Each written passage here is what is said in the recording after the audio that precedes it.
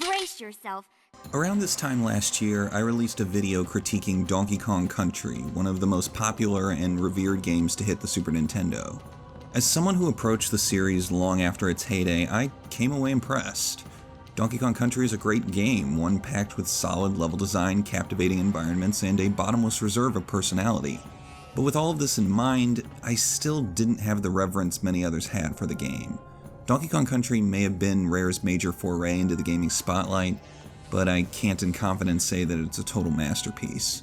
Collision detection issues, unclear hitboxes, and some occasionally middling level structure were the growing pains of giving new life to Donkey Kong's character and cultural presence.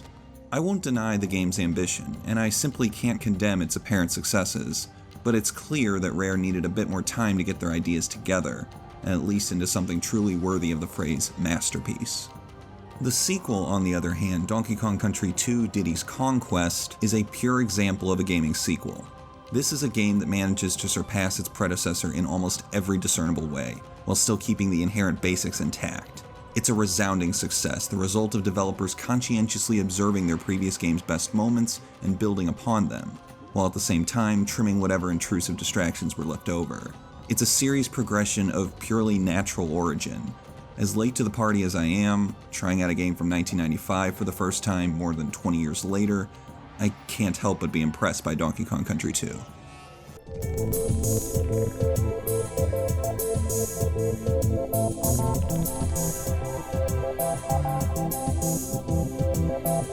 Donkey Kong Country was a game that really nailed first impressions, but struggled a bit as the game progressed forward. The pre-rendered models that Rare constructed for Donkey Kong Country were a technical marvel at the time, but they brought about the issues with collision detection and poor interaction with the environment's visual style. But Diddy and Dixie's consistent models significantly remedy the issues of the first game, where Donkey Kong's model would increase in vertical proportions when jumping, and horizontal proportions when running. As I said in the video on that game, I'm happy that Rare gave Diddy the spotlight over DK for the sequel. Hitboxes still have their share of issues, but I think DKC2 is an overall better experience with Diddy and Dixie as the star duo, if not for the technical advantages, then for the narrative ones. A young couple trying to save their more experienced hero from the clutches of his nemesis, all taking place on the villain's home turf. It's kind of anxiety-inducing, but it raises the stakes in very good ways. There are oppressive environments all over K. Rool's Island, but with determination and teamwork, Diddy and Dixie are more than equipped to save DK, and live up to the same hero status that they gave him. Because of the proportion issues being near non-existent and the level locales so much more unsettling, Rare gave themselves the freedom to create more intricate level structure, the kind that DKC1 simply couldn't handle. Levels in DKC2 dimensionalize the gameplay in spades. They shy away from the established structure of simply running to the right. Donkey Kong Country 1 had its moments of more tiered and layered level design, but Donkey Kong Country 2 totally embraces it. Climbing up, down, left, right, in almost winding paths, all within a single stage, is astounding, and it shows the versatility that the first Donkey Kong Country simply wasn't equipped for.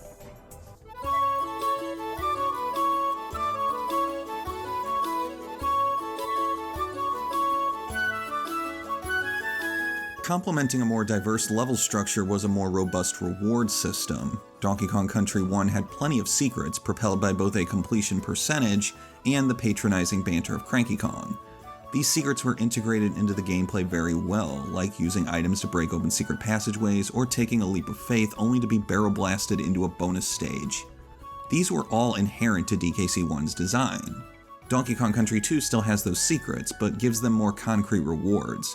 Completing bonus stages to earn Creme Coins and access the Lost World was a great incentive to go the extra mile and explore, but it's the DK coins that really showed Rare's ambition. The giant spinning coins demanded some top-tier skill to attain, along with ingenuity in how to collect them. Compared to the bonus stages, the DK coins were the real treasure. They asked a lot out of the player, saying to them that the journey ahead wasn't going to be an easy one, but if you're good enough, you will be rewarded. With more collectibles and plenty of varied level construction, Donkey Kong Country 2 has density. It broadens its scope so assuredly, demanding more from the player but tantalizing them with more rewards. If the game wasn't polished like it is, I'd easily label this development mentality as cunning. But lo and behold, Rare confidently expanded upon DKC1's established elements, and it's hard to argue against that when the game is so packed with content. But just because there's a lot of stuff to do, that doesn't instantly mean it's a success. It's so easy to fall back on the erroneous claim that more is better. We've seen what happens when quantity overtakes quality. In fact, it's a symptom that's unfortunately ingrained itself in gaming culture nowadays. Donkey Kong Country 2 does provide more stuff to collect, levels with more layers of challenge and incentive, and even in its moments of downtime, it feels like a more propulsive game. But DKC 2's amount of content isn't its only strength.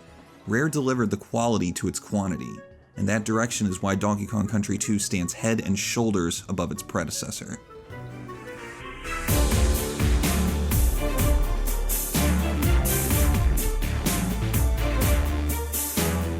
Donkey Kong Country 2 doesn't overhaul the formula established in the first game, but it's clear as day that the team at Rare was trying their hardest to push the limits of the framework they developed in the previous installment.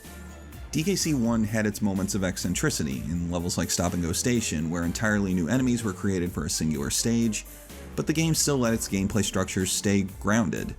The changes in DKC 1 stages were subtle and, in a way, underdeveloped. Instead of adding level-specific elements in the form of environmental gimmicks, it was more about how obstacles were arranged. It's a nice gesture, and I honestly think DKC 1 pulls this off very well. But if you're looking for a real earth-shaker when it comes to platformer level design, DKC 1 probably isn't the ideal specimen. The worlds of Donkey Kong Country 2, in contrast, are a far cry from that direction. In addition to some really intricate and sometimes downright trollish enemy and hazard placement, the additions to DKC 2 come in a more apparent form.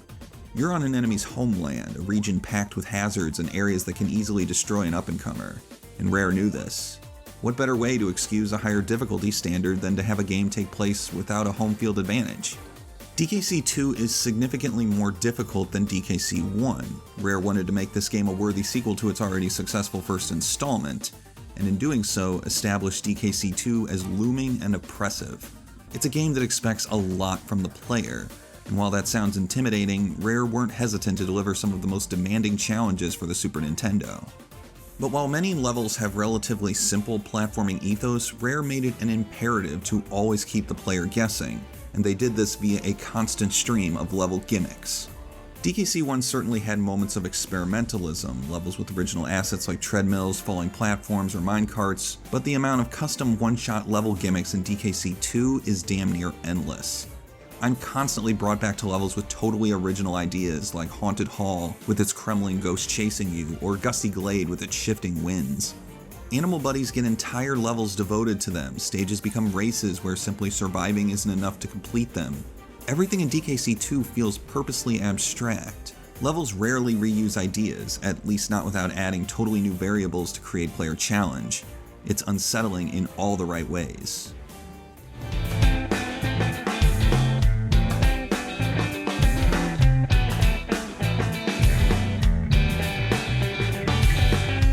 But I think what's truly impressive about Donkey Kong Country 2's design is that the platforming is never neglected. As bizarre and almost otherworldly as the level design can get, there's still a very grounded core built from the platforming. Even when you're navigating a treacherous roller coaster or climbing the ropes to avoid a rising piranha trap, there's a constant centralized focus on movement, momentum, and platforming. Donkey Kong Country 2 simply takes that core and diversifies it, adding secrets that encourage exploration, new traps that require different player pacing, and a reward system that incentivizes having fast and precise demonstrations of player skill. But these diversions don't complicate gameplay in intrusive ways. You're still platforming. That hasn't changed, and by cycling all of these ideas back into DKC 2's innermost essence, the entire game feels cohesive, deliberate, and honed.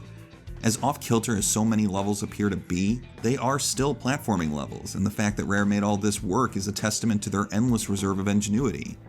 Rare contorted what constitutes a platformer challenge through and through, and Donkey Kong Country 2 is simply better for it.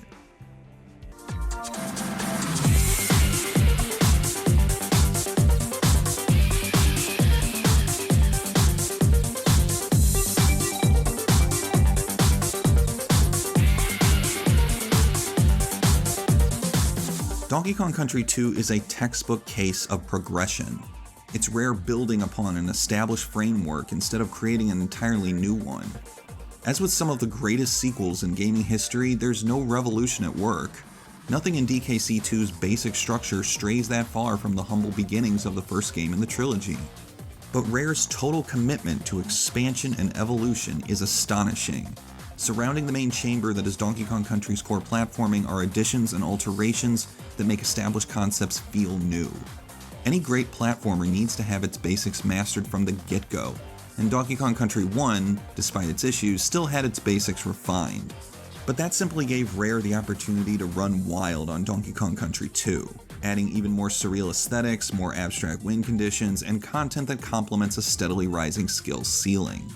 It seems almost purposeless praising Donkey Kong Country 2 Diddy's Conquest at this point. As someone whose experience with the game was near non-existent prior to this video, I think the record is set straight. In missing out on this game, I hold a degree of shame. But I feel like I should join the club and say that Donkey Kong Country 2 Diddy's Conquest is a fantastic achievement, one that progresses its series and its genre in ways that other titles could only imagine.